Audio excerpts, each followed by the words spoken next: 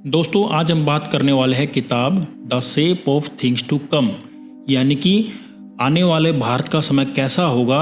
इस किताब के बारे में बात करने वाले हैं। इस किताब के लेखक हैं मार्कंडे काटजू।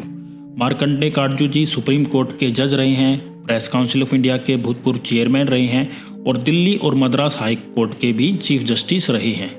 काफ़ी पढ़े लिखे इंसान हैं और अपनी बात को बड़ी बेबाकी से रखते हैं, बिना किसी से डरे अपनी बात को कहते हैं और अपनी जो बात है उसके पीछे तर्क भी देते हैं। तो एक तरह से रैशनलिस्ट इंसान भी हैं, तर्कशील इंसान हैं। तो आइए आज हम उनकी इस बुक के बारे में, इस पावरफुल बुक के बारे में बात करते हैं। तो दोस्तों उनका मानना ये है कि भारत का भविष्य समझने से पहले आपको ये समझना पड़ेगा कि भारत है क्या। तो जो भारत है वो अमेरिका की तरह अप्रवासियों का देश है, यानी कि इमिग्रेंट्स का देश है, यानी कि यहाँ पर बहुत सारे लोग आकर बसे हैं। फ़र्क सिर्फ इतना है कि अमेरिका में 400-500 सालों से लोग आकर बस रहे हैं, लेकिन भारत में लगभग हज़ारों सालों से लोग आकर बस रहे हैं। केवल 3 ही मौके ऐसे आए हैं जब यहाँ से लोग जो है वो देश छोड़कर कहीं और गए हैं। तो पहला तो ये जब अंग्रेज़ों के समय अंग्रेज़ों ने कई गरीब किसानों को बंधुआ मजदूर बनाकर Fiji, Mauritius, Suriname, West Indies जैसे देशों में खेती करने के लिए भेजा था। और दूसरा 19वीं और 20वीं सदी में जो भारतीय व्यापारी हैं कुछ व्यापार करने के लिए ईस्ट अफ्रीका और साउथ अफ्रीका जैसे जगहों पर बस गए थे। और तीसरा जो पिछले 50 सालों से हाईली स्किल्ड लोग, जो कि बहुत पढ़े लिखे डॉक्टर, इंजीनियर, आर्किटेक्ट, प्रोफेसर, वैज्ञानिक, जो पश्चिमी देशों में अच्छे भविष्य के लिए जाकर वहाँ पर बस रहे हैं। तो ऐसा क्यों है कि भारत में बहुत ही कम लोग जो हैं यहाँ से बाहर गए हैं और ज़्यादा लोग यहाँ पर आकर बसे हैं? तो इसका जवाब ये है कि औद्योगिक क्रांति से, इंडस्ट्रियल रेवोल्यूशन से पहले खेती ही बड़ा व्यवसाय था और लोगों को रोज़गार देता था। और भारत में खेती लायक जो ज़मीन है वो काफ़ी उपजाऊ है, यहाँ पे काफ़ी नदियाँ हैं और उससे खेती आसानी से हो जाती है। तो यहाँ पर बाहर से बहुत सारे लोग आकर बस रहे हैं और अलग अलग समय पर बसते रहे हैं। इससे भारत में जो डाइवर्सिटी है, विविधता है, वो बहुत ज़्यादा है, क्योंकि अलग अलग समय पे अलग अलग लोग आए हैं और अपने साथ कल्चर लेके आए हैं। उनका जो कल्चर है वो यहाँ पे आया है और यहाँ के कल्चर से मिक्स हो गया है। तो जो यहाँ पर आया है वो यहीं का होकर रह गया है। तो इतनी विविधता वाले देश को अगर कोई चीज़ जोड़ कर रख सकती है तो वो एक ही चीज़ है कि सबको बराबरी का एहसास हो, बराबरी का सम्मान हो और बराबरी का हक हो, तभी ये देश जुड़कर आके चल सकता है। अब देश के सामने समस्याएं क्या हैं? तो काटजू जी ने कहीं पर ये कहा था कि भारत में 90% से ज़्यादा जो भारतीय हैं वो मूर्ख हैं और इस बात के चलते उनका कई जगह विरोध भी हुआ था। तो वो अपनी बात को जस्टिफाई करते हुए ये कहते हैं कि भारत में जो ज़्यादातर लोग हैं वो जाति धर्म देखकर वोट देते हैं, ना कि जो कैंडिडेट है उसकी योग्यता देखकर। और अभी भी भारत में जैसे ज्योतिष विज्ञान है उसमें काफ़ी रुचि लेते हैं कि भाई हमारा भविष्य कैसा होगा, इस तरह से होगा, तो काफ़ी अंधविश्वास में भरोसा करते हैं। और भारत में जो क्रिकेट है वो एक अफीम की तरह है, जितनी उसकी चर्चा होती है इतनी देश की समस्याओं पर भी चर्चा नहीं होती। तो ये वैसा ही है जैसे रोम में जो शासक थे वो ये कहते थे कि अगर तुम लोगों को रोटी नहीं दे सकते तो उन्हें सर्कस दे दो ताकि उनका ध्यान बट जाए। तो भारत में जो क्रिकेट है वो भी इसी तरह का एक सर्कस है, ताकि आम लोग अपनी जो समस्याएं, अपनी परेशानियां हैं उनको भूलकर इस तरह की इन्हीं चीज़ों में उलझे रहें। भारत में जो सेलिब्रिटीज़ हैं उनकी लाइफ में बहुत ज़्यादा इंटरेस्ट लिया जाता है, उनके जीने पे, मरने पे, जबकि हर रोज़ भारत में लगभग 50 किसान आत्महत्या करते हैं। तो उनकी जो समस्याएं हैं, उनकी जो परेशानियां हैं उस पर इतनी बातचीत नहीं होती और ना ही लोग इतना ज़्यादा इंटरेस्ट लेते हैं। और भारत के सामने एक बड़ी समस्या है नफ़रत की, यानी कि नागरिक एक दूसरे से नफरत करते हैं। तो इसकी शुरुआत जो हो रही थी वो थी 1857 की क्रांति में। 1857 की क्रांति में हिंदू और मुस्लिम मिलकर अंग्रेज़ों के खिलाफ लड़े थे, लेकिन अंग्रेज़ों ने ऐसे फिर राष्ट्रीय आंदोलन को कमज़ोर करने के लिए ऐसे तत्वों को बढ़ावा दिया ताकि जो राष्ट्रीय आंदोलन की एकता है उसको कमज़ोर किया जा सके। यानी कि फूट डालो और शासन करो की नीति अपनाई। इस नीति के चलते उन्होंने स्कूली किताबों में ऐसी ऐसी चीज़ें डाली ताकि हिंदू और मुस्लिम आपस में नफरत करने लगे। यानी कि ये तो पढ़ाया गया कि गजनी ने सोमनाथ मंदिर को तोड़ा है, लेकिन ये नहीं पढ़ाया गया कि जो टीपू सुल्तान है उन्होंने बहुत सारे मंदिर बनाने के लिए दान दिया और हिंदू त्योहारों को बढ़ावा दिया, और इस नफरत का जो खामियाजा है वो देश आज तक भुगत रहा है। और दूसरी बड़ी समस्या ये है कि भारत में गरीबी बहुत ज़्यादा है।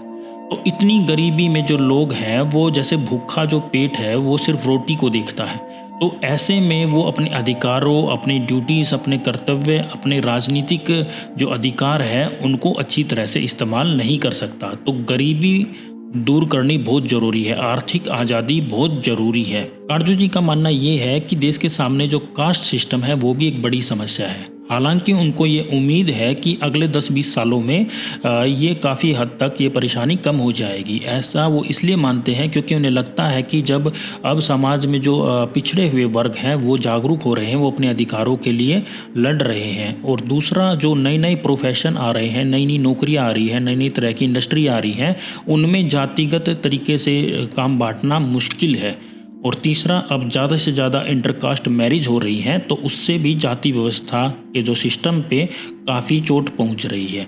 तो वो यहाँ पे आशावादी हैं कि ये समस्या तो 10-20 सालों में ख़त्म हो जाएगी। तो उनके अनुसार जो आने वाला समय है भारत का वो ट्रांजिशन फेज होगा, यानी कि एक बदलाव का दौर होगा। ऐसे बदलाव के दौर में समाज में कन्फ्यूजन होगी, उथल पुथल होगा, दर्द होगा, टकराव होगा, क्योंकि जो पुराने मूल्यों के पक्षधर हैं या फिर जो अभी फ़िलहाल का जो सिस्टम है उसका जो फ़ायदा उठा रहे हैं लोग, वो आसानी से बदलाव नहीं आने देंगे। और जो नया सिस्टम बनाना चाहते हैं, नए मूल्यों को अपनाना चाहते हैं, वो उनसे संघर्ष करेंगे। तो एक संघर्ष का दौर आने वाला है अगले कुछ सालों में। तो काटजू जी जो मानते हैं कि अगले 15-20 साल में जो क्रांति आने वाली है उसके लिए वो भारत के जो नौजवानों से काफ़ी उम्मीदें रखते हैं, क्योंकि जो नौजवान लोग होते हैं उनमें आदर्श ज़्यादा होता है, उनमें कुछ कर गुजरने का जज्बा होता है, उनमें जोश ज़्यादा होता है, और वो लोग मिलकर एक वैज्ञानिक दृष्टिकोण अपनाकर अपने जो देश को अंधविश्वास से और इस तरह की बुराइयों से दूर उठाकर उसको एक नई दिशा दे सकते हैं। इसलिए वो उनसे अपील करते हैं कि ज़्यादा से ज़्यादा वैज्ञानिक दृष्टिकोण अपनाएं, फैक्ट्स को देखें और अपने आप को रैशनलिस्ट बनाएं। इसके अलावा काटजू जी ने भारत की एक बड़ी समस्या, यानी कि जो उनके पड़ोसी देश है, भारत का पड़ोसी देश पाकिस्तान, उससे जो खराब संबंध है उसके बारे में भी काफ़ी लिखा है। काटजू जी का ये मानना है कि जो पाकिस्तान है वो एक आर्टिफिशियल देश है, यानी कि एक वो बनावटी देश है, जो कि जिन्ना की जो बोगस थ्योरी थी, 2 नेशन थ्योरी, यानी कि जो हिंदू और मुस्लिम एक अलग अलग राष्ट्र हैं वो एक साथ नहीं रह सकते, उसके आधार पर बनी है। और उनका मानना यह है कि ये जो थ्योरी है वो बोगस है, वो किसी काम की नहीं है और वो बिल्कुल भी ठीक नहीं है। क्योंकि जो भारत और जो पाकिस्तान के लोग हैं, बांग्लादेश के लोग हैं, वे काफ़ी एक दूसरे से मिलते जुलते हैं। उनका खाना पीना, उनकी भाषा, उनकी वेशभूषा, उनकी इतिहास बिल्कुल एक जैसा है, बहुत ज़्यादा एक दूसरे से मिलते जुलते हैं। तो उनको पूरी आशा है कि आने वाले जो समय में ये जो तीनों देश मिलकर एक देश बन जाएगा और एक नया देश बन जाएगा जुड़कर, जो कि एक सेकुलर देश होगा और वहाँ की सरकार किसी भी धार्मिक कट्टरता को बर्दाश्त नहीं करेगी और ऐसी किसी जो लोग नफरत फैलाते हैं उनको उभरने नहीं देगी। तो काफ़ी लोग उनकी इस बात पर यकीन नहीं करते, तो वो उदाहरण देते हैं कि जो जर्मनी है उसका भी 1945 में विभाजन हो गया था और 45 साल बाद 1990 में उसका दोबारा से एकीकरण हो गया। इसी तरह जो वियतनाम है वो भी एक लंबे संघर्ष के बाद दोबारा से एक हो गया। तो इस तरह से ज़्यादा समय, जो बोलते हैं लोग कि ज़्यादा समय हो गया, अब ये पॉसिबल नहीं है, तो ये ऐसा लॉजिकल नहीं है। उनका मानना ये है कि ये बिल्कुल पॉसिबल है। तो इसके लिए सबसे ज़्यादा ज़रूरी है कि जो धार्मिक कट्टरता फैलाती हैं ऐसी ताकतें, उनको कमज़ोर करना पड़ेगा। और वो कमज़ोर कैसे होंगे? जब ज़्यादा से ज़्यादा लोग वैज्ञानिक दृष्टिकोण अपनाएंगे और ज़्यादा से ज़्यादा लोग शिक्षित होंगे, रैशनलिस्ट होंगे, तभी वो इस तरह की कट्टरता से उभर कर समझेंगे कि जो हमारा जो भविष्य है वो एक साथ है। और जब ऐसा देश बन जाएगा उससे बहुत फ़ायदा होगा, क्योंकि दोनों तरफ से जो बाज़ार वो खुलेंगे, दोनों तरफ के जो संसाधन है वो एक दूसरे के लिए इस्तेमाल होंगे, ना कि एक दूसरे के खिलाफ। और जो सेना और हथियारों पे जो इतना बड़ा खर्च होता है वो सारा पैसा लोगों की गरीबी दूर करने के लिए होगा।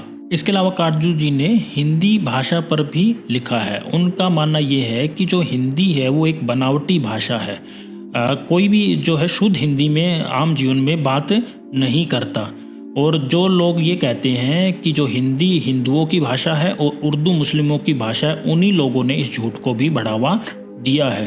असल में जब हम आम बोलचाल में जो हिंदी इस्तेमाल करते हैं वो हिंदुस्तानी भाषा है, और आज भी हम उसी आम बोलचाल में हिंदुस्तानी भाषा बोलते हैं। पुराने समय में जब उर्दू थी वो पढ़े लिखों की भाषा थी, और जो हिंदुस्तानी भाषा आम लोगों की भाषा थी। और हिंदुस्तानी और फ़ारसी भाषा के जुड़ने से ही उर्दू भाषा बनी थी। उनका कहना ये है कि ये भी एक भ्रम है कि विदेशी भाषा के शब्दों से कोई भी भाषा कमज़ोर होती है, बल्कि सच ये है कि इससे कोई भी भाषा वो और समृद्ध होती है। इसीलिए इंग्लिश जो भाषा है वो अन्य अन्य भाषाओं के जो शब्द है वो ले रही है। तो हिंदुस्तानी भाषा से अगर हम अरबी और फ़ारसी के शब्द निकालना चाहते हैं तो वो मूर्खता से कम नहीं है। हम अरबी और फ़ारसी को तो विदेशी भाषा कह सकते हैं, लेकिन उर्दू पूरी तरह से हमारे ही देश की भाषा है, और ये किसी एक धर्म से भी नहीं जुड़ी हुई है, ये सबकी भाषा है। इसके अलावा जो काटजू जी ने अपनी किताब में हमारे जो कुछ फ्रीडम फाइटर हैं, स्वतंत्रता सेनानी हैं, उनके बारे में भी कई बातें कही हैं जिससे कई बार उनका विरोध भी हुआ है। तो गांधी जी के बारे में भी उन्होंने काफ़ी लिखा है। तो उनका मानना ये है कि गांधी जी को जो राष्ट्रीय आंदोलन था आज़ादी का, उसमें हिंदू प्रतीकों का ज़्यादा इस्तेमाल नहीं करना था। हिंदू प्रतीक जैसे राम राज्य, ब्रह्मचर्य और रघुपति राघव राजा राम, वर्णाश्रम, ऐसे जो शब्द हैं, और गौ रक्षा, इस तरह के जो शब्द है वो कम इस्तेमाल करने चाहिए थे, क्योंकि इसके असर से धीरे धीरे जो कुछ मुस्लिम लोग हैं वो मुस्लिम लीग की तरफ चले गए, और कांग्रेस की बजाय मुस्लिम लीग की तरफ ज़्यादा उनका झुकाव हो गया। तो इससे जो अंग्रेज़ों की जो फूट डालो और शासन करो जो नीति है उसको ही फ़ायदा पहुँचा। और उनका ये भी मानना है कि गांधी जी को अम्बेडकर की तरह जाति व्यवस्था पर और ज़्यादा कड़ा विरोध करना चाहिए था। वहीं नेहरू की बात करें तो काटजू जी उनके वैज्ञानिक दृष्टिकोण से काफ़ी प्रभावित हैं। उन्होंने बड़े बड़े इंडस्ट्री लगाई, देश को इंडस्ट्रियलाइजेशन की तरफ लेके गए। उनको पता था कि औद्योगिक क्रांति के बिना, इंडस्ट्रियलाइजेशन के बिना भारत का विकास नहीं हो सकता। और उन्होंने काफ़ी मॉडर्न इंस्टीट्यूट, साइंटिफिक इंस्टीट्यूट भी बनाए जिससे देश में साइंस को बढ़ावा मिला। और जब 1947 के विभाजन के बाद देश में जब नफरत की आंधी थी, उस समय भी उन्होंने अपने दिमाग को शांत रखा और भारत को एक सेकुलर देश बनाए रखा। इसके अलावा उन्होंने संसद, कोर्ट्स और जो प्रशासन है उसको मजबूत किया। हालांकि जो उनकी बेटी है, उन्होंने, इंदिरा गांधी ने इनको कमज़ोर किया, लेकिन नेहरू ने इन सब चीज़ों को एक नींव रखी थी। उन्होंने नेहरू की कुछ गलतियां भी बताई हैं, जैसे कि उन्होंने जो विभाजन था, पार्टीशन था, उसको स्वीकार नहीं करना चाहिए था। और 1955-56 में मुस्लिम पर्सनल लॉ की जगह यूनिफॉर्म सिविल कोड का समर्थन उन्हें करना चाहिए था। और सुभाष चंद्र बोस को लेके भी उन्होंने कुछ बातें की हैं जिसके चलते उनका विरोध भी हुआ है। तो उन्होंने ये कहा है कि सुभाष चंद्र बोस को जापानियों ने एक कठपुतली की तरह इस्तेमाल किया। वो जापान जो था वो भारत को अंग्रेज़ों से आज़ाद नहीं कराना चाहता था, बल्कि अंग्रेज़ों की बजाय खुद अपने उपनिवेश बनाना चाहता था। और जो जापान है उसने कोरिया, मंचूरिया, उत्तरी पूर्वी चीन, बर्मा, सिंगापुर पर भी इसी तरह कब्जा किया था।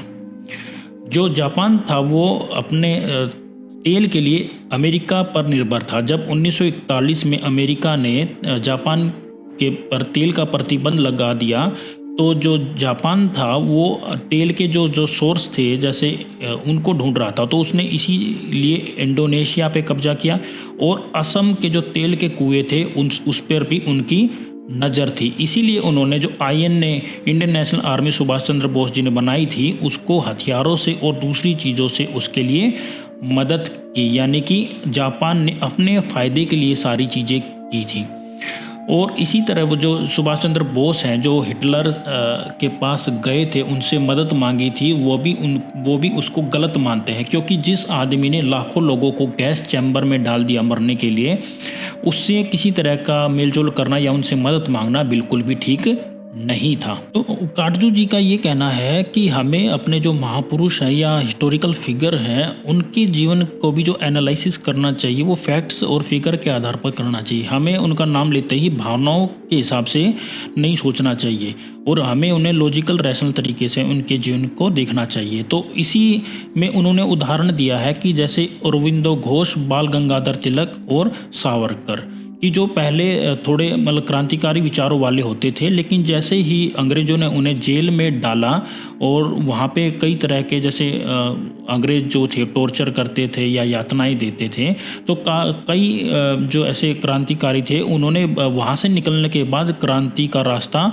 छोड़ दिया, यानी कि वो पहले जितने मुखर और आक्रामक होते थे उतने आक्रामक कभी नहीं रहे। और उनका यहाँ तक कहना है कि जो सावरकर ने जो जेल से छूटने के बाद जो धार्मिक भावनाओं को का इस्तेमाल किया राजनीति में, वो एक तरह से अंग्रेज़ों की मदद करने जैसा ही साबित हुआ बाद में। तो हमें भावनाओं की बजाय रैशनल तरीके से सभी महापुरुषों के जीवन को देखना चाहिए। दोस्तों, इस वीडियो में इस किताब के कुछ ही अंश हैं। इस किताब में और भी बहुत सारी ऐसी बातें हैं जो कि एक तरह से कड़वा सच है। जैसे काटजू जी भी हमेशा कड़वा सच बोलने में विश्वास रखते हैं, तो और वो जो भी बात करते हैं उसके पीछे एक लॉजिक भी देते हैं। तो उस लॉजिक को समझने के लिए भी हमें ये किताब पूरी पढ़नी पड़ेगी। और वैसे भी कोई भी समरी, रिव्यू या कमेंट्री कहें तो वो किताब पढ़ने का विकल्प तो हो ही नहीं सकती। तो हम रिकमेंड करेंगे कि आप ये किताब जो वीडियो का डिस्क्रिप्शन दिया है उसमें जो लिंक दिया है, आप वहाँ से ये किताब मंगवाएं और उसे पढ़ें और हमें कमेंट करके ज़रूर बताएं कि आपको इस किताब की कौन सी बात सही लगी जिससे आप सहमत हैं और कौन सी बात ऐसी है जिससे आप सहमत नहीं हैं। तो मिलते हैं आपसे ऐसी ही किसी और वीडियो में जिसमें हम किसी और बुक का रिव्यू करेंगे। तो मिलते हैं आपसे। धन्यवाद।